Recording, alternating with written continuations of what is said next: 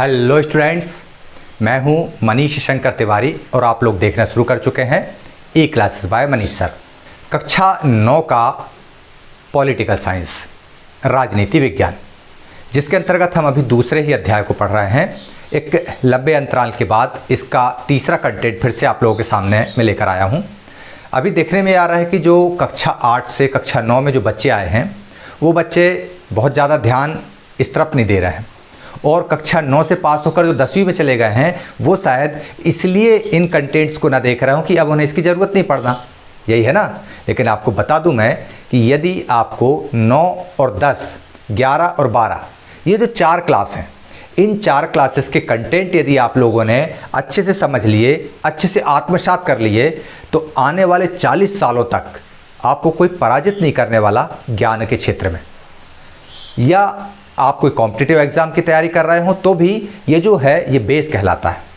हमारे जो टीचर हैं हमसे कहते थे कि बेटा इन 4 सालों में यदि आपने अच्छे से पढ़ाई कर ली तो आने वाली ज़िंदगी के 40 साल आनंद से बीतने वाले हैं, और इन 4 सालों में यदि आप लोगों ने झींगा मस्ती करते रहे तो पूरे 40 साल यानी आपकी पूरी ज़िंदगी फाका कसी में जाने वाली है।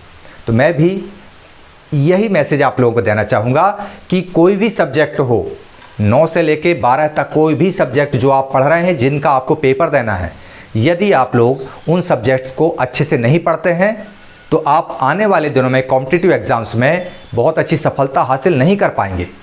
ये बिल्कुल फैक्ट चीज़ है। इसलिए ये चीज़ दिमाग से हटा दीजिए कि हम 9वीं पास होके आ गए हैं। कैसे पास हुए हैं कोविड के इस दौर में हम सभी जानते हैं।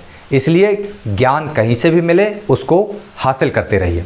तो आज का ये ज्ञान ई क्लासेस बाय मनीष सर की तरफ से राजनीति विज्ञान के रूप में तीसरा कंटेंट है इसका। ये हम लोग देख रहे हैं संविधान निर्माण। संविधान निर्माण की श्रृंखला में हम लोग ये देख रहे थे कि किस तरह से दक्षिण अफ्रीका का उदाहरण हम लोगों ने देखा था कि दक्षिण अफ्रीका भी वह देश था जहां पर भारत की तरह अंग्रेजों ने उसको गुलाम बना लिया था। लेकिन आज़ादी के बाद अंग्रेज भारत छोड़ के तो चले गए, लेकिन दक्षिण अफ्रीका छोड़कर नहीं गए। क्यों नहीं गए ये बात मैं पिछले वीडियो में बता चुका हूँ, उनको आप देखेंगे तो समझ में आ जाएगा। अब वो वहीं रह गए, अब साथ में रह गए, मतलब जिन्होंने दक्षिण अफ्रीका की जनता पर शासन किया और दक्षिण अफ्रीका की जनता, अब दोनों जो एक दूसरे को मार मार कर एक दूसरे के दुश्मन हो चुके थे, अब दोनों एक साथ रहने वाले थे और एक साथ इस देश के लिए तरक्की के रास्ते बनाने वाले थे। इसके लिए ज़रूरी था उनका आपस में बैठकर मसौदा तैयार करना। बहुत सारी बातें, बहुत सारे शक, बहुत सारे संदेह, बहुत सारे डर, बहुत सारे भय एक दूसरे के मन में थे। दोनों ये चाहते थे कि हमारे हितों की रक्षा हो, साथ में ये भी चाहते थे कि यह रक्षा हमारी आने वाली पीढ़ियों तक होती रहे, और उनके दिमाग में ये भी था कि ये एक दूसरे का अहित ना कर सकें। इसलिए मिल बैठकर इन लोगों ने लिखित में सहमतियाँ हासिल की कि हमारा राजा कैसा होगा, उनका चुनाव कैसा होगा, और जब राजा चुन लिया जाएगा तो हम जो मसौदे तैयार कर रहे हैं उनमें परिवर्तन करना कितना सरल या कितना कठिन होगा, और ये जो नियम बनाए जा रहे हैं इनको हम लिखित में ले लेंगे। तो देश की जनता द्वारा देश के सुचारू संचालन के लिए लिखित में बनाए गए नियमों को उस देश का संविधान कहते हैं, ये हमने देखा था। चलिए संविधान के अंतर्गत पढ़ना क्या क्या है और आज हम क्या पढ़ने जा रहे हैं इस पर एक सरसरी नज़र डाल लें, फिर आगे का टॉपिक स्टार्ट करते हैं। चलिए हम लोग पढ़ रहे हैं कक्षा 9 और ये हमारा तीसरा कंटेंट है। कितनी अच्छी बात है ना, आप लोगों ने 9th क्लास के जो मेरे ख्याल से अंडर 100 व्यूज़ हैं, इसमें कुल 85-86 व्यूज़ हैं संविधान निर्माण वाले चैप्टर में, और इनमें से एक भी स्टूडेंट्स ने ये नहीं पूछा मेरे से कि सर अगला जो कंटेंट है ये कब आ रहा है। इस मामले में 10th वाले बच्चे ठीक हैं। 10th वाले बच्चे एक कंटेंट कंप्लीट होता नहीं है कि मेरे को होमवर्क देने लगते हैं, इसके पहले कि मैं उन बच्चों को होमवर्क दूं वो मुझे होमवर्क दे देते हैं। लेकिन 9th वाले बच्चों के साथ ऐसा नहीं है कि वो मुझे होमवर्क दें और ख़ुद भी बर्डन नहीं लेते। एक कहावत है ना, नो स्टडी नो कन्फ्यूज़न, लेकिन ये बहुत दिन तक नहीं चला पाओगे। 9वीं 10वीं इनको आपको पढ़ना पड़ेगा, अच्छे से पढ़ना होगा, और अच्छे से पढ़ना है तो संविधान निर्माण के चैप्टर्स भी आप लोग देखिए। आज तीसरा भाग लेकर मैं आया हूँ। इसमें संविधान निर्माण में हम लोग क्या क्या एक्चुअल में है बेसिकली थोड़ा इसको समझ लें। चलिए संविधान, ये अशोक चक्र आपको दिख रहा है, यहाँ पर ये देखते हैं संविधान की ज़रूरत। सबसे पहले हमने देखा संविधान की हमें ज़रूरत क्यों है। हमें ज़रूरत क्यों है, इस बात को हमने दक्षिण अफ्रीका के उदाहरण से समझ चुके हैं, जहाँ पर एक दूसरे के घोर कट्टर विरोधी देश को चलाते हैं। तो उस देश को सही तरीके से चलाने के लिए एक संविधान की ज़रूरत पड़ती है। एक बहुत संक्षेप में हमें ये समझ में आ गया कि किसी भी देश को सही तरीके से चलाने के लिए संविधान की ज़रूरत पड़ती है। हमने इसको परिवारों के उदाहरण से भी समझाया, आपको क्लबों के उदाहरण से समझाया, अलग अलग संगठनों के उदाहरण से समझाया। मतलब आप लोग ये समझ चुके हैं कि संविधान की ज़रूरत क्यों होती है। किसी भी देश को सुचारू रूप से चलाने के लिए संविधान की ज़रूरत होती है। इसके बाद हमने जानने की कोशिश की है संविधान बनते कैसे हैं, या हम इसमें जानेंगे। एक मोटा मोटा ये आपके सामने बता रहे हैं हम कि संविधान बनते कैसे हैं। हम लोग ही मिलकर बनाते हैं, लेकिन इनको बनाने वाले हम तो है नहीं। हमको पता है कि ना मैंने बनाया, ना आपने बनाया, ना आपके दादाजी ने बनाया, फिर बनाया किसने संविधान, दिमाग में आता है ना। तो संविधान जो है विभिन्न विचारधारा, सोच, पंथ, संप्रदाय, समुदाय और वर्गों के लोग आपस में मिलकर समन्वय और सौहार्दपूर्ण वातावरण में मिलकर बैठकर बनाते हैं। ठीक है ना। अब ये बनाने वाले होते कौन हैं, इनके बनाने का तरीका क्या होता है। यदि हमारे दादाजी ने नहीं बनाया तो फिर किसने बनाया, हमारे पप्पा ने नहीं बनाया तो फिर किसने बनाया। ये संविधान देश के नागरिक या तो खुद बनाते हैं, लेकिन यदि हमें टाइम नहीं है, हम नहीं जा पा रहे हैं बनाने, तो कौन बनाएगा भैया फिर इसको। तो इन संविधान को बनाने के लिए हम हमारे प्रतिनिधि भेजते हैं। जैसे कि भारत के संदर्भ में हुआ, हमने पूरे देश से 300 प्रतिनिधि के लगभग भेजे थे, 299, और उन्होंने हमारे लिए संविधान तैयार कर दिया। जिन पर हमें भरोसा था उन प्रतिनिधियों से हमने संविधान बनवाया। अब इसके बनाने का तरीका क्या होता है। कोई पोहा बनाना तो है नहीं कि सब कुछ मसाला काटा बनाया और हो गया, नहीं। संविधान जो है वह या तो अपने स्वयं के अनुभव से बनाते हैं हम, कि हमारे देश में हमको क्या क्या चीज़ें चाहिए वो है, या फिर अलग अलग देशों के संविधानों से अच्छी अच्छी बातों को हम इकट्ठा कर लेते हैं, और इकट्ठा करने के बाद में उन बातों का ये देखते हैं कि हमारे देश में इनमें से कौन सी अच्छी बात लागू हो सकती है। फिर उनको लागू करने के पहले उस बिंदु पर चर्चा करते हैं और फिर उसको अपना लेते हैं। तो इस तरह से संविधान देश के नागरिक या नागरिकों के प्रतिनिधि या तो खुद के अनुभव से या अन्य देशों के संविधानों से अच्छी अच्छी बातों को लेकर बना लिया जाता है। ठीक है। इसके अलावा संविधान की अलग विशेषता है और कि संविधान को आकार देने वाले मूल्य कौन कौन से होते हैं। मतलब संविधान में कौन कौन सी बातें समाहित की जाएंगी, ये कैसे तय होता है। हमने जिन प्रतिनिधियों को चुनकर भेजा है उनके मनों में बेईमानी आ गई, तो किसी ने उनको पैसे देकर अपने मन के हिसाब से मन मुताबिक बनवा लिया, तो इसके लिए संविधान में मूल्यों का समावेश किया जाता है, अच्छी बातों को समावेश किया जाता है। जैसे हमारे देश के संविधान में लोकतांत्रिक मूल्यों का समावेश है। अब लोकतांत्रिक मूल्य कौन कौन से होते हैं। लोकतांत्रिक मूल्यों के अंतर्गत स्वतंत्रता, समानता और बंधुत्व। बंधुत्व मतलब न्याय का आदर्श, जो हमने फ्रांस की क्रांति में सीखा, जो हमने फ्रांस की क्रांति से हासिल किया। ये जो मूल्य हैं ये अपने वृहद परिप्रेक्ष्य में किसी देश और समाज की प्रगति के बेहतर मानक होते हैं। मतलब स्वतंत्रता, समानता, न्याय, ये किसी भी देश के विकास के लिए एक स्टैंडर्ड होते हैं, किसी भी समाज की प्रगति के लिए एक स्टैंडर्ड होता है, और उसे सर्वसमावेशी, न्यायिक और लोकतांत्रिक बनाते हैं। किसे, किसी देश को और किसी समाज को। स्वतंत्रता, समानता और बंधुत्व, साथ में न्याय का आदर्श, ये जो तत्व हैं ये संविधान को आकार देने वाले प्रमुख मूल्य होते हैं।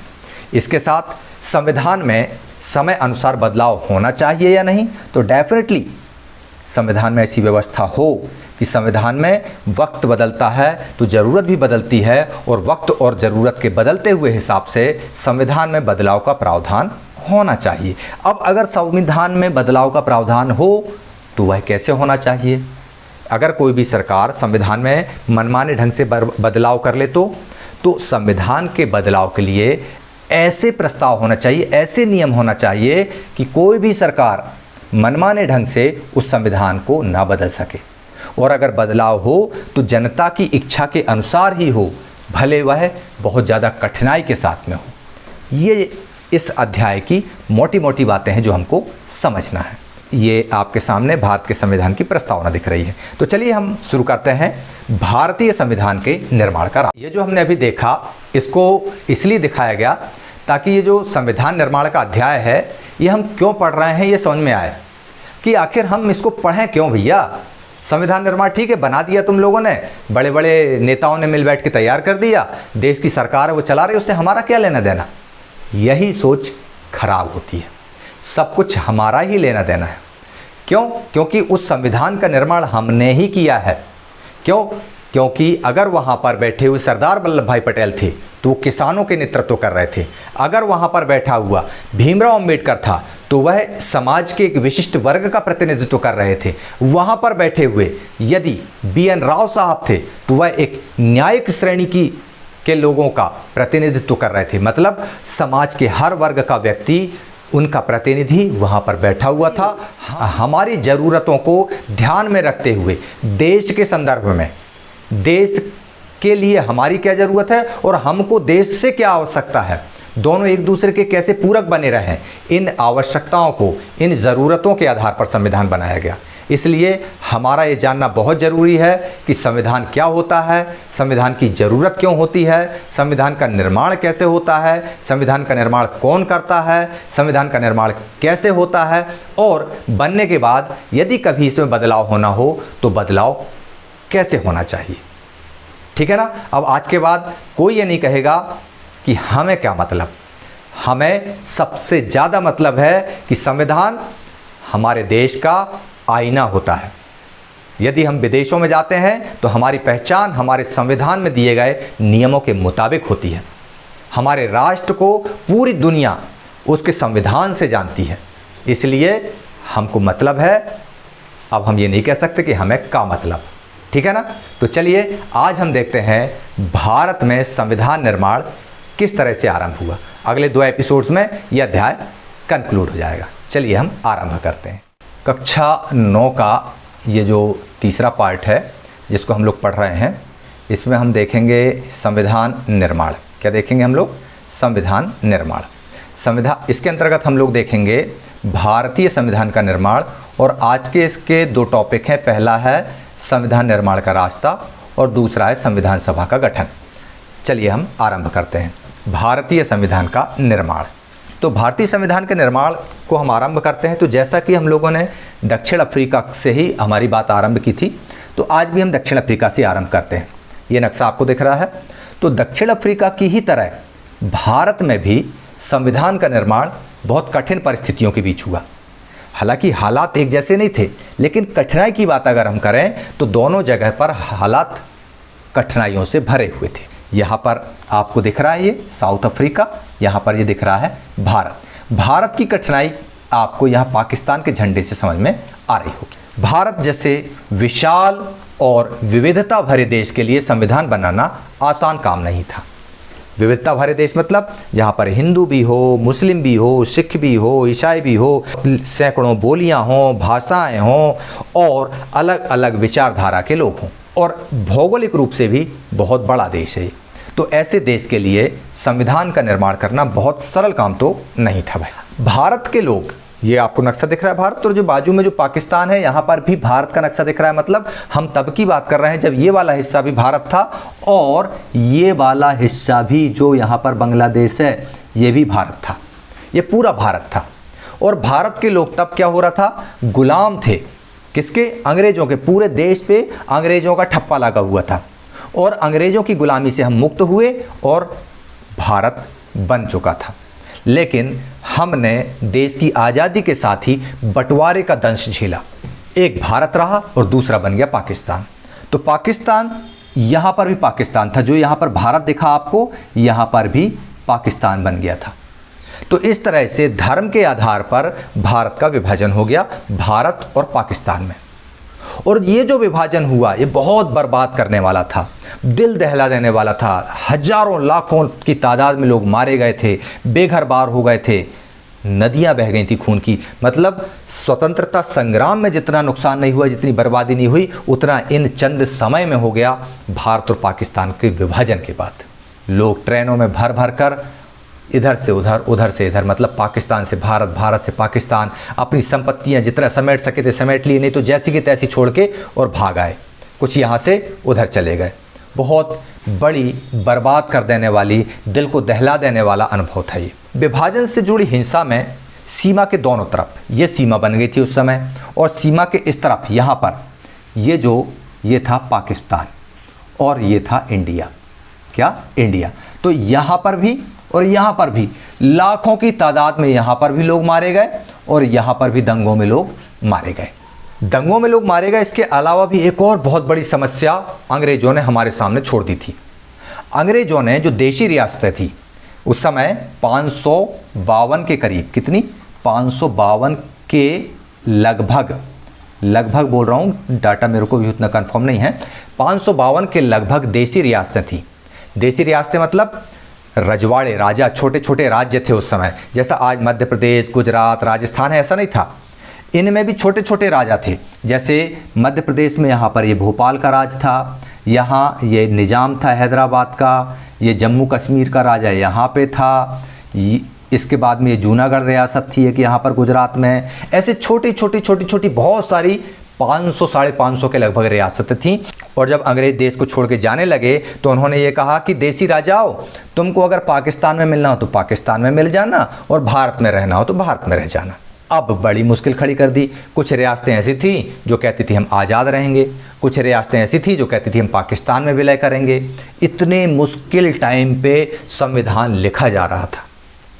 और जब संविधान लिखा जा रहा था तब क्या लगता है आपको कि देश का भविष्य इतना सुरक्षित, इतना सुकून भरा था क्या जितना आज है? आज तो हम देश की आज़ादी को 70 साल हो चुके उसको भोगते हुए, लेकिन तब देश आज़ाद भी नहीं हुआ था। समस्याएं सामने आने लगी थी। मतलब लगभग देश की आज़ादी ही हुई थी और देश बंटवारे के दंश के साथ साथ इसको भी झेल रहा था, रजवाड़ों के दंश को। संविधान निर्माताओं को देश के वर्तमान की तो चिंता थी, मतलब वो जो नरसंहार हो रहा था हिंदू मुस्लिम का, वो सांप्रदायिक दंगे, और यहाँ पर रियासतों के द्वारा अपना निर्णय लेने की, और साथ में ये भी चिंता थी कि हमारे द्वारा कोई ऐसी गलती ना हो जाए कि देश का भविष्य चौपट हो जाए। इन चिंताओं के बीच हमारे संविधान निर्माताओं ने देश का संविधान तैयार किया। कितनी कठिन परिस्थितियों में देश का संविधान बना, ये चीज़ आपको यहाँ से समझ में आ गई होगी कि देश का संविधान देश के बंटवारे के दौरान बना। देश का संविधान तब बना जब देश की रजवाड़े, देश की रियासतें देश से अलग होने के लिए सिर उठाए खड़ी थी। इन परिस्थितियों से निपटते हुए, वर्तमान से निपटते हुए भविष्य की चिंता के लिए इतना शानदार संविधान बनाकर उन लोगों ने हमारे सामने रख दिया।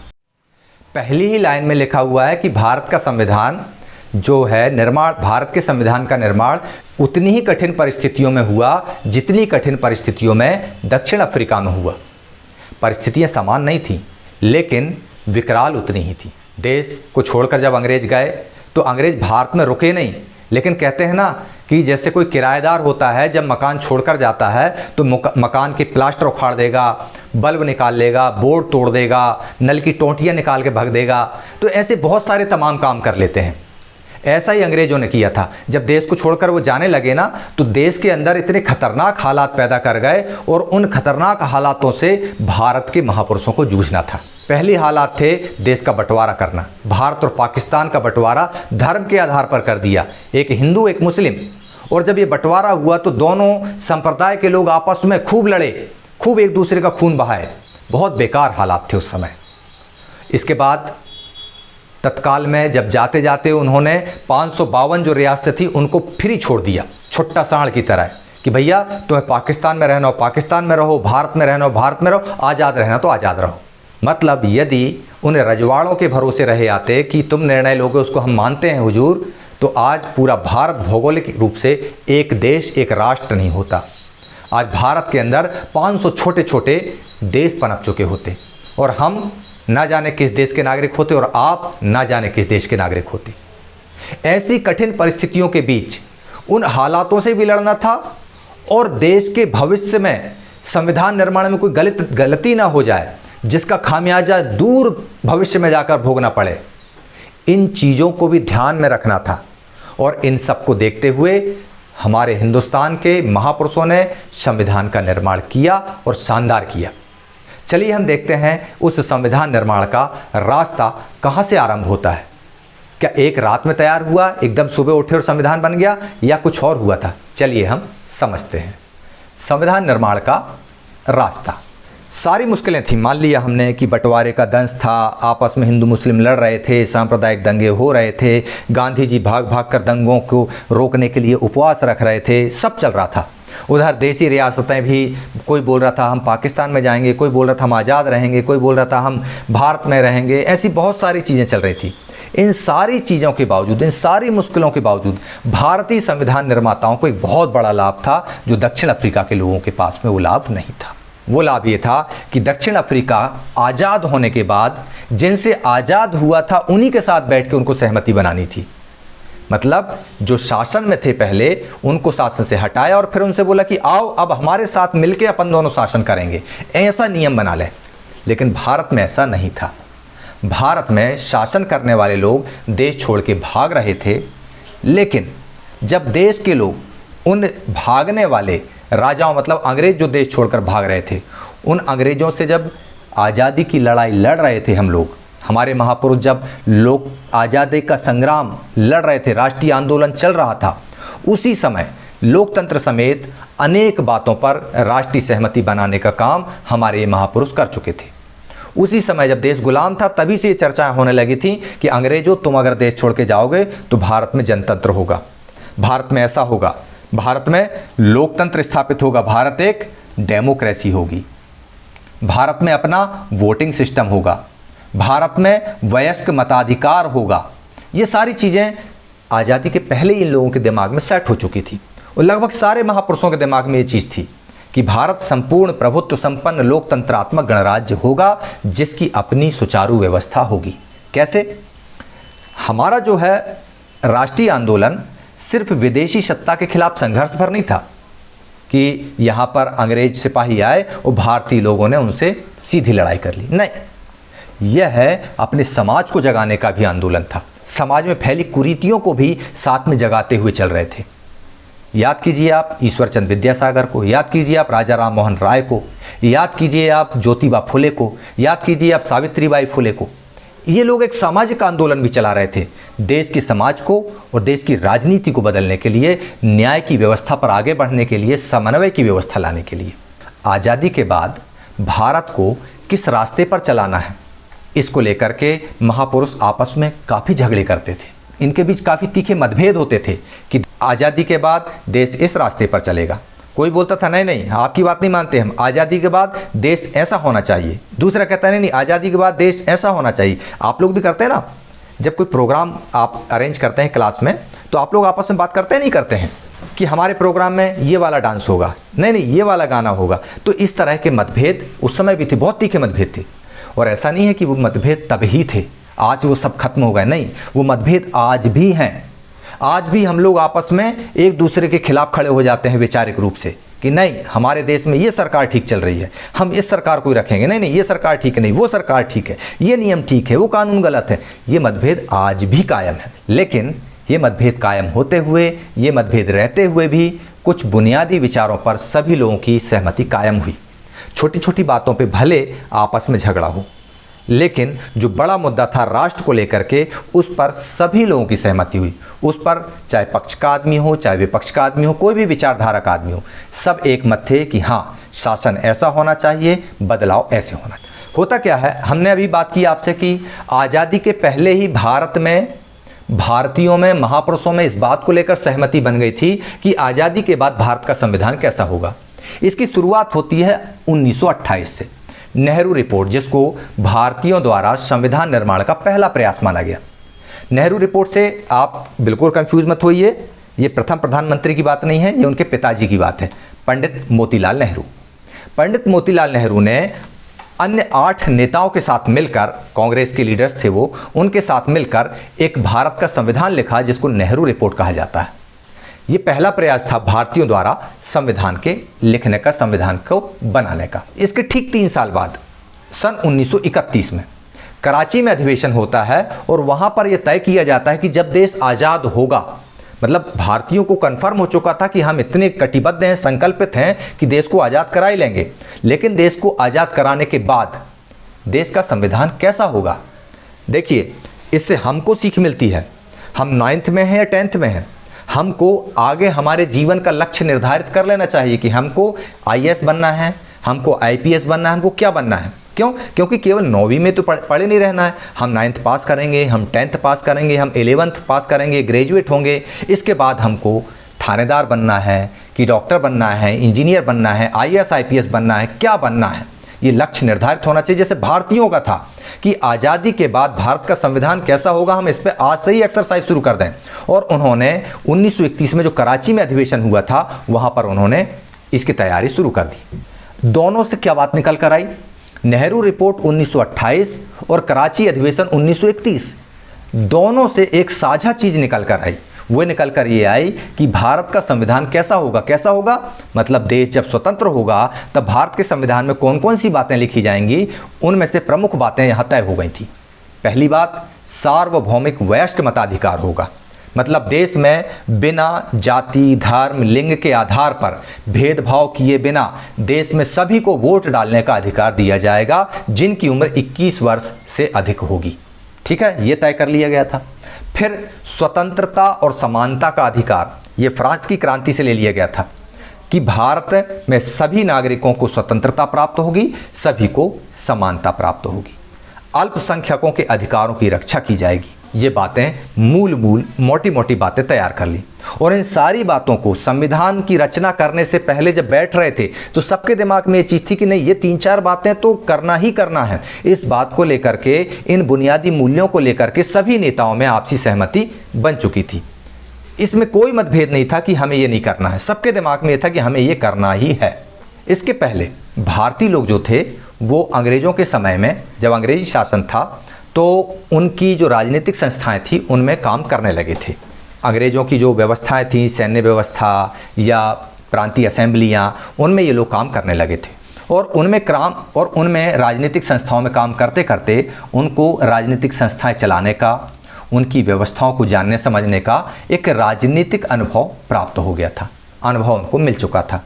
जैसे आप लोग जब स्कूल में रहते हैं तो बाल कैबिनेट बनाते हैं, कोई प्रधानमंत्री बनता है, कोई मुख्यमंत्री बनता है, कोई क्लास मॉनिटर बनता है, मतलब एक तरह से आपकी बाल संसद तैयार होती है। उस संसद के दौरान काम करते हुए आपको अनुभव हो जाता है कि शिक्षा मंत्री कैसे काम करते हैं, प्रधानमंत्री कैसे काम करते हैं, राष्ट्रपति कैसे काम करते हैं। तो इस तरह से ये लोग भारतीय जो थे वो अंग्रेज़ों के ज़माने की जो ऑफिसेस थे, कार्यालय थे, संस्थाएँ थीं, उनमें काम करते थे। तो इससे उनको जानने का मौका मिल गया कि राजनीतिक संस्थाएं आखिर काम कैसे करती हैं। हालांकि अंग्रेज़ों ने यहाँ पर भी तड़ी मार दी। इतने सारे लोग थे देश में, यहाँ पर आप देखिए 1, 2, 3, 4, 5, 6 ऐसे हज़ारों लोग थे। लेकिन अंग्रेज़ों ने कुछ गिने चुने लोगों का ही, कैसे लोगों को, कुछ गिने चुने लोगों को ही वोट डालने का अधिकार दिया। मतलब सारे लोगों को वोट डालने का अधिकार नहीं था, वहाँ पर कुछ गिने चुने, जैसे फ्रांसीसी क्रांति में हम लोगों ने देखा कि वोट डालने का अधिकार किसको था, केवल पुरुषों को था। और कैसे पुरुषों को था, जो टैक्स देते थे। ऐसे ही अंग्रेज़ों ने कुछ विशेष लोगों को, कम लोगों को वोट डालने का अधिकार दिया। और ये कम लोग मिलकर अंग्रेज़ों की विधानसभा का चुनाव करते थे। अब ऐसी विधानसभाएं जिनमें देश के सारे नागरिक भाग ना लेते हों, उसको चुनने में वे विधायिकाएँ कमज़ोर होना ही है।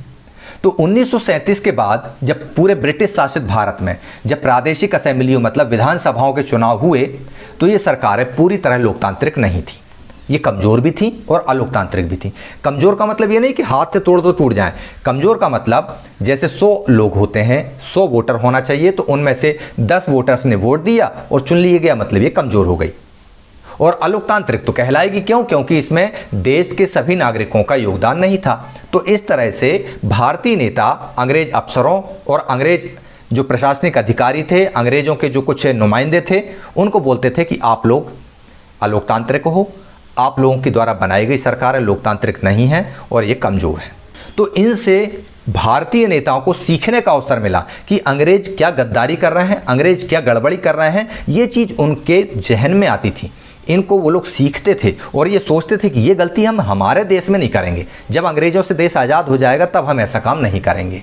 पर विधानसभाओं में भले जैसा भी था, कमज़ोर थी, अलोकतांत्रिक थी, लेकिन जब इन विधानसभाओं में ये लोग जाते तो इनको वहाँ पर काम करने का अनुभव मिलता, उनको सीखने का अनुभव मिलता और फिर इन्हीं के आधार पर भारतीयों को अपनी संस्थाएं बनाने का, उनका स्वरूप तय करने का, उनको चलाने का अनुभव प्राप्त हुआ। और यही कारण था, इसी कारण भारत के जो संविधान है उसमें अंग्रेज़ों के ज़माने की बहुत सारी व्यवस्थाओं को जस का तस अपना लिया गया। उस समय। बाद में हालांकि बहुत संशोधन कर दिए गए, लेकिन तब जब संविधान बनकर तैयार हुआ था तब पुरानी अंग्रेजी की काल की व्यवस्था, पुराने अंग्रेजी ज़माने की व्यवस्थाओं को जैसा का तैसा अपना लिया था।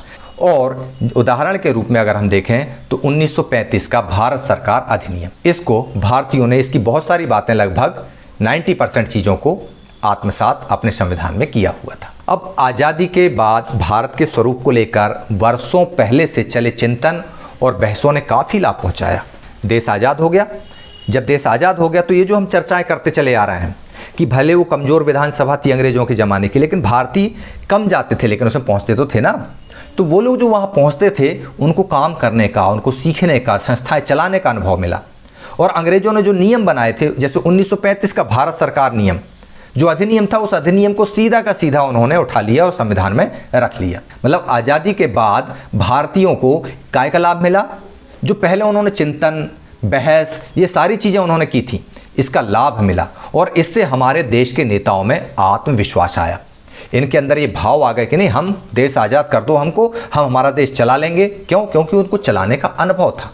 जैसे पहली बार आप साइकिल चलाओगे तो साइकिल चलाने में आपको डर लगेगा, लेकिन यदि आप धीरे धीरे करके, थोड़ा थोड़ा करके साइकिल चलाते जा रहे हो, तब एक दिन जब आपसे कोई कहेगा कि साइकिल चला के बताओ, तो आप बिना डर के, बिना झिझक के साइकिल चलाने लगेंगे। ऐसे ही भारतीयों के साथ था। अगर अचानक देश आज़ाद होता और उनसे बोला जाता कि ये देश तुमको दिया, अब चलाओ, जैसे दक्षिण अफ्रीका में था, तो दिक्कत होती। लेकिन भारत में दक्षिण अफ्रीका जैसा मामला नहीं था। भारतीय लोग पहले से इन व्यवस्थाओं में रचे बसे थे, पढ़े हुए थे, इन चीज़ों को जानते थे, इस व्यवस्था का अंग रह चुके थे। तो उनके अंदर ये विश्वास आ गया था पूरे तरीके से कि यदि दूसरे देशों से, यूरोपीय देशों से, अमेरिका से, अफ्रीका से, ऑस्ट्रेलिया से कोई चीज़ अगर हमें अपनाना है तो हम उसे बेझिझक अपनाएंगे, उसको अपने संविधान में ले लेंगे। इसमें हमें किसी भी तरह की हिचक की कोई आवश्यकता नहीं है। बाहरी बातों को कैसे हमने स्वीकार किया, देखिए यहाँ पर आपको दिखाई दे रहा है कि हमारे नेता फ्रांसीसी क्रांति के आदर्शों को इकट्ठा किए। मतलब फ्रांसीसी क्रांति का आदर्श क्या था? स्वतंत्रता, समानता और बंधुत्व। ये जो नेता जिनकी फ़ोटो दिख रही है, ये फ्रांसीसी क्रांति, ब्रिटेन के संसदीय कामकाज और अमेरिका के अधिकारों से बहुत ही ज़्यादा प्रभावित थे। और इनको लगता था कि ये आदर्श, ये लोकतांत्रिक व्यवस्था, ये नागरिकों के अधिकार हमारे भारत के लिए भी लागू होना चाहिए, और उन्होंने इसको किया। रूस में क्रांति हुई, उस रूसी क्रांति में जो समाजवादी व्यवस्था आई उसको भी भारतीयों ने अपनाया। समाजवादी गणतंत्र की स्थापना, बाद में हमने संविधान संशोधन के द्वारा संविधान में समाजवादी शब्द भी लेके आए। मतलब भारत का समाज सामाजिक और आर्थिक समता पर आधारित समाज होगा, यह बात रूस की क्रांति से लिया हमने। मतलब समाजवादी व्यवस्था को हमने रूस से अपनाया। अब इसका मतलब ये नहीं कि हमने सारी चीज़ों को दूसरे से लिया तो बिल्कुल आंख बंद करके नकल कर ली, सीधे उतार लिया। नहीं, ऐसा नहीं किया। आप लोग भी परीक्षा में अगर थोड़ा बहुत इधर उधर से मौका मिल जाता है तो नकल मारते समय अकल लगाते हैं ना, बस यही समझ लीजिए आप। इन भारतीयों ने ये देखा कि अगर हम कोई चीज़ अपना रहे हैं तो ये भारत के संदर्भ में लागू होगी कि नहीं होगी, या ऐसा तो नहीं कहीं हम ज़बरदस्ती इसको लागू कर दें और जनता परेशान हो जाए। नहीं नहीं नहीं नहीं। तो इन चीज़ों पर बहुत बहस हुई, बहुत चर्चाएं हुई, बहुत विमर्श हुआ। इसके बाद जो चीज़ें भारत के लिए ज़रूरी थीं उन चीज़ों को हमारे संविधान निर्माण में शामिल किया गया, उन चीज़ों की मदद ली गई, बाकी चीज़ों को छोड़ दिया गया। मतलब जैसे अपन मक्खन बिलोते हैं ना, बिलोने के समय तो जो हमारे काम की चीज़ थी मक्खन मक्खन, क्रीम क्रीम हमने ले लिया और बाकी जो छाछ बचा वो छोड़ दिया। ऐसा हमारे संविधान निर्माताओं ने संविधान निर्माण करते हुए किया था। भारतीय संविधान के निर्माण का रास्ता भारत की आज़ादी के पहले से शुरू हो जाता है। 1928 में पंडित मोतीलाल नेहरू ने बहुत सारे कांग्रेसी लीडर्स के साथ मिलकर एक रिपोर्ट तैयार की, जिसको भारतीय संविधान का, जिसको किसी भी भारतीयों द्वारा संविधान निर्माण का पहला कदम माना जाता है, और उसे हम कहते हैं नेहरू रिपोर्ट। इसके बाद 1931 में कराची में अधिवेशन होता है, सरदार पटेल की अध्यक्षता रहती है। वे लोग आपस में चर्चा करते हैं और बोलते हैं कि जब हम आज़ाद हो जाएंगे तो हमारे संविधान में सार्वभौमिक वयस्क मताधिकार, स्वतंत्रता और समानता के अधिकार, इनको सम्मिलित करेंगे हम, और साथ ही हम ये देखेंगे कि अल्पसंख्यकों का, सामाजिक रूप से पिछड़े वर्गों का नुकसान ना हो। और इन चीज़ों को अपनाते हुए ये लोग विदेशी संविधानों से भी सीख लेते हैं। वहाँ की अच्छी अच्छी बातों को कॉपी करते हैं और लेकर के अपने देश में आ जाते हैं। अब ऐसा नहीं है कि अगर हमने किसी को बोला कि हाँ फ्रांस का संविधान, रूस का संविधान, अमेरिका का संविधान अपना लिया, सीधा सीधा नहीं अपनाया। उसको ये देखा कि हाँ स्वतंत्रता, समानता और बंधुत्व क्या भारत के संदर्भ में लागू होती है, लागू होती तो यस, नहीं होती तो छोड़ दो वहीं पर। समाजवादी भावना जैसी रूस में थी वैसी की वैसी नहीं अपनाई, सेम टू सेम कॉपी नहीं की, लेकिन समाजवादी व्यवस्था का जो मूल था, एसेंस था, वो हमने स्वीकार कर लिया भारतीय समाज के अनुरूप। और इसी तरह से हमने अमेरिका से अधिकार ले लिए, ब्रिटेन से हमने लोकतांत्रिक व्यवस्था ले ली। तो इस तरह से सारे देशों से, अलग अलग देशों से हमारे महापुरुषों ने देश चलाने के लिए जो जरूरी तत्व थे उनको समाहित कर लिया। इस तरह से हमारे देश के संविधान का निर्माण का रास्ता बना। अब रास्ता बन गया, अब उस रास्ते पर चले कौन? उस रास्ते पर चलने के लिए अलग अलग लोगों का चुनाव किया गया। चुनाव हालांकि सार्वजनिक वयस्क मताधिकार प्रणाली से नहीं हुआ, यह चुनाव आनुपातिक प्रतिनिधित्व से हुआ और इस तरह से पूरे देश से 300 से ऊपर प्रतिनिधि चुन लिए गए और इन्हीं प्रतिनिधियों की जो सभा बनी उसको कहा गया संविधान सभा। तो चलिए हम समझते हैं भारतीय संविधान के निर्माण के लिए संविधान सभा का गठन कैसे हुआ और यही संविधान सभा आगे चलकर क्या बनी। चलिए, संविधान के निर्माण के दौरान एक सभा बनती है। ये आपको सामने दिखाई दे रहा है सभापति, और सामने ये जो गोल गोल बिंदियाँ दिख रही हैं ये बहुत सारे सदस्य हैं। होता क्या है, सबसे पहले हम ये जानते हैं, सबसे पहले हमको ये जानना होगा कि संविधान सभा कहते किसे हैं। तो इसकी परिभाषा है चुने हुए जनप्रतिनिधियों की वह सभा जो संविधान नामक विशाल दस्तावेज को लिखने का काम करती है, उसे संविधान सभा कहते हैं। ठीक है, मतलब चुने हुए प्रतिनिधियों की सभा जो संविधान नाम के बहुत बड़े दस्तावेज को राइटिंग का, लिखने का काम करती है, उसको हम संविधान सभा कहते हैं। संविधान सभा के निर्माण के दौरान क्या क्या हुआ? सबसे पहले जुलाई 1946 भारतीय संविधान सभा के लिए चुनाव कराए गए। जुलाई 1946 में भारतीय संविधान सभा में सदस्य कौन होगा, इसके चुनाव कराए गए। इसके बाद दिसंबर 1946, जुलाई के 6 महीने बाद संविधान सभा के लोग चुनकर आ जाते हैं और वहां पर संविधान सभा की पहली बैठक होती है। इस पहली बैठक के अध्यक्ष होते हैं डॉक्टर सच्चिदानंद सिन्हा, और इसके बाद जब दूसरी बैठक होती तब उसमें स्थायी रूप से अध्यक्ष बना दिया जाता है डॉक्टर राजेंद्र प्रसाद को, जो भारत के पहले राष्ट्रपति बने थे बाद में। फिर आता है 15 अगस्त 1947, देश का बंटवारा हो जाता है भारत और पाकिस्तान के रूप में।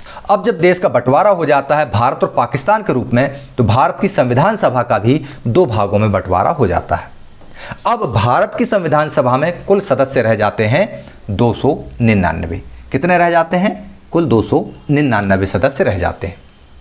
और इसके बाद 26 जनवरी 1949 को भारत का संविधान बनकर पूर्ण हो जाता है और देश द्वारा अंगीकार किया जाता है। मतलब देश स्वीकार कर लेता है कि हाँ संविधान बन गया, अब इसको लागू करना है। तो लागू कब किया जाता है? देश का संविधान जिस दिन लागू किया जाता है वह दिन रहता है 1950 का 26 जनवरी। मतलब भारत का संविधान 26 जनवरी 1950 को लागू हुआ और इसी दिन की याद में हम हर साल 26 जनवरी को मनाते हैं गणतंत्र दिवस और नारे लगाते हैं गणतंत्र दिवस अमर रहे। मनाते हैं ना आप लोग भी? ये इसी संविधान की याद में लागू होने की तिथि से मनाया जा रहा है। इस सभा द्वारा 50 साल पहले जो संविधान बनाया गया था उस संविधान को आज भी हम क्यों मानते हैं? 1950 से आज तक 50 साल नहीं, अब तो कितने हो गए, 1950 से यहाँ पर चूँकि ये बुक पहले है, लगभग 72-73 साल हो चुके हैं। आज भी 72-73 साल होने के बावजूद भी हम संविधान को क्यों मानते हैं, इसका जवाब यहाँ पर हम देखेंगे। हम पहले ही बता चुके हैं इसका पहला कारण कि भारत का जो संविधान है वह केवल भारतीय संविधान सभा द्वारा जो विचार रखे गए थे उन विचारों की पोटली नहीं है, उन विचारों का आत्मसात कर लेने वाली किताब नहीं मात्र, बल्कि यह अपने समय की व्यापक सहमतियों को सहेजे हुए है। ना केवल संविधान सभा के सदस्यों बल्कि पूरी दुनिया के जो अच्छी चीज़ें थी उन सहमतियों को समाज के लोगों के, सिविल सोसाइटीज़ के लोगों की सहमतियों को व्यक्त करता है, दर्शाता है।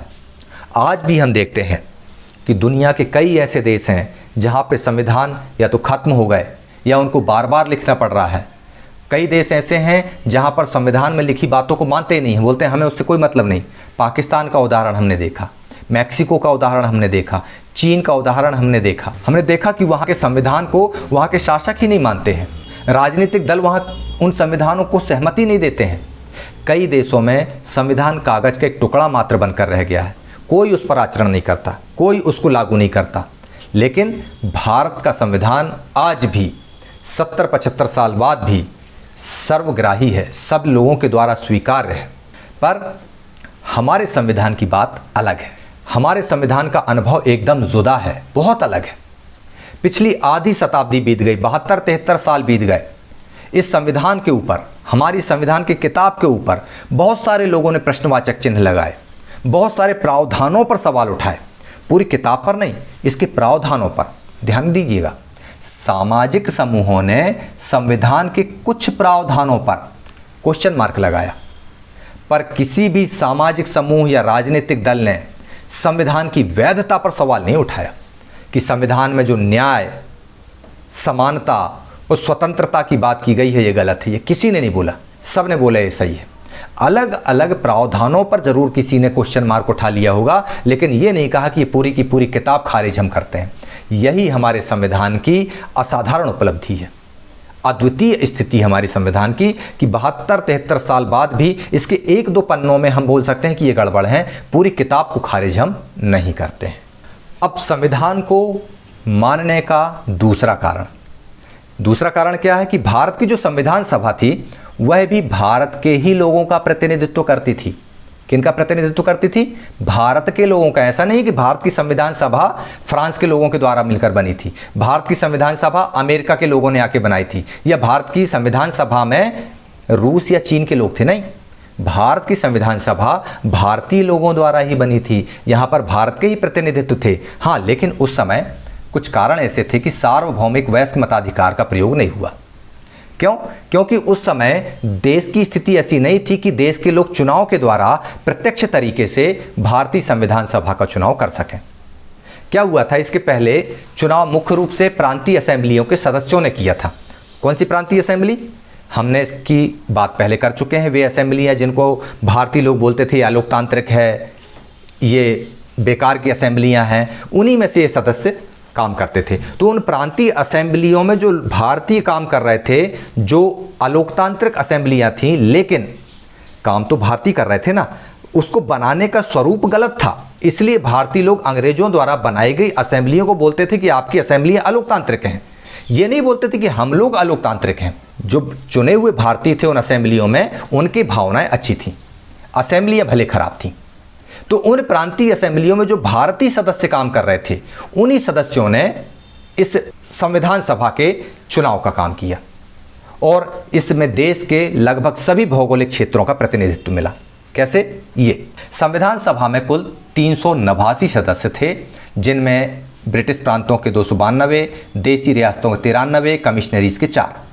जनसंख्या के आधार पर इनका चुनाव किया गया और इसी आधार पर हमारे देश की लोकसभा का भी चुनाव हुआ। यानी संविधान सभा का चुनाव और देश की लोकसभा का जो चुनाव हुआ था उसमें भी जनसंख्या का आधार लिया गया। तो इस आधार पर अगर हम माने प्रत्यक्ष निर्वाचन प्रणाली से भी संविधान सभा का चुनाव किया जाता तो वह भी उसी स्वरूप में होती जिस स्वरूप में संविधान सभा बनी थी। क्यों? क्योंकि इसी संविधान सभा के सदस्य पहली लोकसभा में सदस्य बनकर आए थे। भारत की जो पहली लोकसभा के सदस्य थे वे संविधान सभा के ही सदस्य थे। तो ये बात आपकी समझ में आ गई। मतलब भले ही सार्वभौमिक वयस्क मताधिकार से इस संविधान सभा का चुनाव नहीं हुआ था, फिर भी यह पूरे देश का प्रतिनिधित्व करती थी। देश के सभी वर्गों के प्रतिनिधि इसमें शामिल थे। इस सभा में भारतीय राष्ट्रीय कांग्रेस के सदस्यों का प्रभुत्व था, मतलब बोलबाला था। सबसे ज़्यादा सदस्य इसमें कांग्रेस के थे, जिसने राष्ट्रीय आंदोलन की अगुवाई की थी, मतलब जिसने राष्ट्रीय आंदोलन का नेतृत्व किया था, जिसके लीडरशिप में भारत से अंग्रेजों को भगाने का आंदोलन किया गया था। इस कांग्रेस के अंतर्गत, इसी कांग्रेस के अंदर कई विचारधारा, कई समूह, कई तरह के मतावलंबी, कई तरह के विचारों वाले लोग थे। कोई कुछ सोचता था, कोई कुछ सोचता था। ऐसा नहीं था कि कांग्रेस के लोग अगर हैं तो सारे एक ही बात पे हाँ कर दें। ये लोग भी अपने अपने विचारों को रखते थे। कांग्रेस सभा में ऐसे कई सदस्य थे जो कांग्रेस की जो मूल कांग्रेस थी उसके विचारों से सहमत नहीं होते थे, और जब वो सहमत नहीं होते थे तो उन पर बहसें हुआ करती थी। सामाजिक रूप से इस सभा में सभी समूह, जाति, वर्ग, धर्म और पेशों के लोग थे। मतलब ये कि संविधान सभा के गठन का चुनाव यदि सार्वभौमिक वयस्क मताधिकार से होता तो भी संविधान सभा ऐसी ही बनती, उसका स्वरूप लगभग इसी तरह से होता जैसी कि वह बनी थी। ये बात मैं पहले भी कह चुका हूँ आप लोगों से। और अंततः संविधान सभा ने जिस तरह से काम किया वह संविधान को पवित्रता और वैधता प्रदान करता है। मतलब ऐसा नहीं है कि संविधान सभा के सदस्य संविधान सभा बन गई और उन्होंने दूसरे देशों के लाए कॉपी पेस्ट मारा, बाइंड अप किया और संविधान तैयार ना। ऐसी भावना के साथ में संविधान सभा ने काम किया संविधान निर्माण के लिए कि वह संविधान को एक पवित्रता और वैधता प्रदान करता है। कैसे काम किया? संविधान सभा का काम बहुत व्यवस्थित था, बहुत खुला था, पारदर्शी था और सर्वसम्मति बनाने पर आधारित था। सबसे पहले कुछ बुनियादी सिद्धांत तय किए गए और उस पर सबकी सहमतियां ली गई, जितने लोग थे। और सहमतियां ऐसा नहीं कनपट्टी पे बंदूक रख के ली गई, सही गलत पर फैसला करने के बाद, राय शुमारी के बाद, अच्छे बुरे पर बहस करने के बाद ली गई। और जब ये सारी चीज़ें हो गई तो फिर प्रारूप कमेटी का अध्यक्ष बनाया गया डॉक्टर BR अम्बेडकर को, और उन्होंने चर्चा के लिए एक प्रारूप संविधान तैयार किया। मतलब जो अलग अलग देशों से लेकर के संविधान की किताब के अलग अलग पन्ने जो अलग अलग कमेटियों ने तैयार किए थे, उन पेजेस को कलेक्ट किया, उसको एक किताब का फॉर्मेट दिया। किसने? प्रारूप समिति के अध्यक्ष डॉक्टर BR अम्बेडकर और उनके सदस्यों ने मिलकर। और इस तरह से जब ये संविधान की किताब पूरी तैयार हो गई, ये पूरा संविधान बनकर तैयार हो गया, इसको फिर बहस के लिए प्रस्तुत किया गया और इस पर फिर 2000 से ज़्यादा संशोधन हुए। प्रत्येक धारा पर, प्रत्येक बिंदु पर, प्रत्येक लाइन पर कई कई दौर की चर्चाएं हुई। एक एक लाइन पर 100 बार बहस हुई। 2000 से ज़्यादा संशोधन हुए और इसके बाद फिर फाइनल स्वरूप बना। 3 वर्षों की मेहनत में, मतलब 2 वर्ष 11 माह और कुछ दिनों के बाद 114 दिनों की गंभीर चर्चा हुई और सभा में पेश हर विचार, हर शब्द, हर आइडिया को रिकॉर्ड किया गया। जितने लोग थे, इन्होंने यहाँ पर ये जो लोग देख रहे हैं, ये सारे लोगों ने, संविधान सभा के सदस्यों ने किताबों को पढ़ा। किताबों को पढ़ने के बाद अपने अपने आइडिया लाए, उन आइडियाओं को फिर से नोट किया। नोट करने के बाद में उनको संभाल कर रखा गया। इनको 12 मोटी मोटी किताबों के रूप में संभाल कर आज भी रखा गया है, जिनको कॉन्स्टिट्यूंट असेंबली डिबेट्स कहा जाता है। ये जो कॉन्स्टिट्यूशनल असेंबली डिबेट्स हैं, ये 12 मोटे मोटे खंडों के रूप में तैयार किए गए, प्रकाशित किए गए और इनमें बहसों के पीछे जो प्रावधान थी, जो सोच थी, जो तर्क थे, वो इनको पढ़ने के बाद समझा जा सकता है। तब समझ में आता है कि हमारे संविधान निर्माताओं ने एक एक नियम के पीछे कितनी मेहनत की है। संविधान की जब आज व्याख्या की जाती है, संविधान के किसी मसले पर जब आज भी कोई दिक्कत होती है, तब ये जो 12 खंडों में जो दस्तावेज तैयार किए गए हैं, इन दस्तावेजों का उपयोग उन बहसों के लिए किया जाता है। तो इस प्रकार आप लोग बहुत अच्छे से समझ गए होंगे कि भारत में संविधान निर्माण का मार्ग कैसे तैयार हुआ। वो आज़ादी के पहले से तैयार हो गया था और भारतीय महापुरुषों ने जिन कठिन परिस्थितियों में ये संविधान बनाया, वह आज भी हमारे लिए उतना ही प्रभावी क्यों है? इसलिए प्रभावी है क्योंकि उन्होंने उस ईमानदारी से अपना पूरा ज्ञान उड़ेल दिया था भारत के भविष्य को संवारने के लिए, ताकि ये देश भविष्य में किसी कठिन परिस्थिति में न फंस जाए। कुछ एक बिंदु हो सकते हैं, 2, 4, 6 पन्ने हो सकते हैं जिन पर आपस में मतभेद हो, लेकिन कोई भी ये नहीं कह सकता कि पूरा का पूरा संविधान खराब है, इसको डस्टबिन में डाल दो। नहीं, ऐसा कोई नहीं कह सकता। क्यों? क्योंकि भारतीय संविधान निर्माताओं ने इसमें जिस पारदर्शिता के साथ, जिस खुले मन के साथ, जिन सहमतियों के साथ काम किया है, उनको हमने आज सहेज कर रखा हुआ है 12 मोटे मोटे खंडों में। मतलब कोई ये नहीं कह सकता कि क्या बातें हुई थी। जो भी वहाँ बातें हुई थी बहस के दौरान जिन बिंदुओं पर, वो आज लिखित रिकॉर्ड है, वो सबूत के रूप में हमारे पास मौजूद है।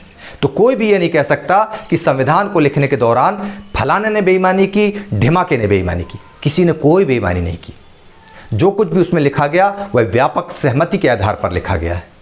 इसलिए हमारा संविधान सभी लोगों द्वारा सहमतियों के आधार पर बनाया गया संविधान है, जो आज भी स्वीकार्य है। ये सारी बातें आज आप लोगों ने सुन ली होंगी, समझ ली होंगी। आने वाले दिनों में हम देखेंगे कि भारतीय संविधान में कौन कौन से बुनियादी तत्व शामिल हैं, उसमें कौन कौन से दर्शन शामिल हैं और संविधान में संशोधन कैसे हो सकता है। साथ ही हम उन महापुरुषों के नाम भी जानेंगे, कुछ महत्वपूर्ण, सारे लोगों के नाम 299 के तो मैं आपको नहीं बता पाऊंगा यहाँ अभी, लेकिन हाँ, हमारी पाठ्य पुस्तक में जो कुछ महत्वपूर्ण लोगों के नाम दिए हैं उनकी चर्चा हम अगले कंटेंट में करेंगे। तो चलिए, तब तक आप लोग देखते रहिए संविधान निर्माण का ये वीडियो। यदि आपको अभी भी समझ में कुछ ना आया हो तो उसको पूरा एक बार फिर से देख लीजिए। फिर भी समझ में न आए तो क्लास टीचर से मिलिए। फिर भी समझ में न आए तो कमेंट बॉक्स है ना, सीधे मुझे लिखिए। हम आपका प्रयास करेंगे आपके साथ इसका कन्फ्यूजन दूर करने का। तो चलिए ठीक है, आप लोग देखते रहिए A classes bye Manish sir और मुझे इजाज़त दीजिए। जय हिंद, जय भारत।